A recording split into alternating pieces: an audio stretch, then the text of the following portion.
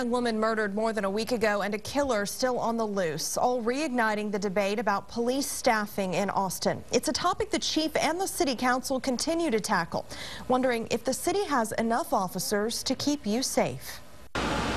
Just over 2 hours into 2012, an APD patrol officer responds to an assault on King Street. Suddenly he was behind me, he grabbed me, wrestled me to the ground, and hit my head against the ground. 30 minutes later, another call on the same street. Inside her home, 29-year-old Esme Barrera had been killed. I live about 2.5 blocks from where the murder happened. At a neighborhood meeting in Austin this week, concerned citizens grilled Chief Art Acevedo about the police response to the assault. There is going to be a conversation that began last budget session about staffing. You never hear me complain that we don't have enough cops, right? But I can tell you that over the years, we continue to do more with less. Acevedo is satisfied with how his officer responded to the assault, but admits the city just doesn't have enough officers to saturate a neighborhood during a search for a suspect in a case like this one.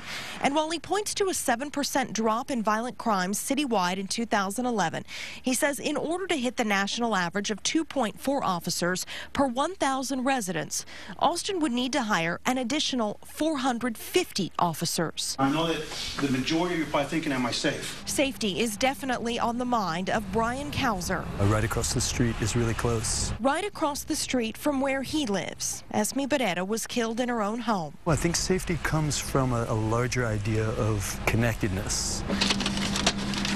This week, he found a plate of cupcakes made by a neighbor on his front porch, a sign he believes of the neighborhood coming together with a new commitment to look out for one another.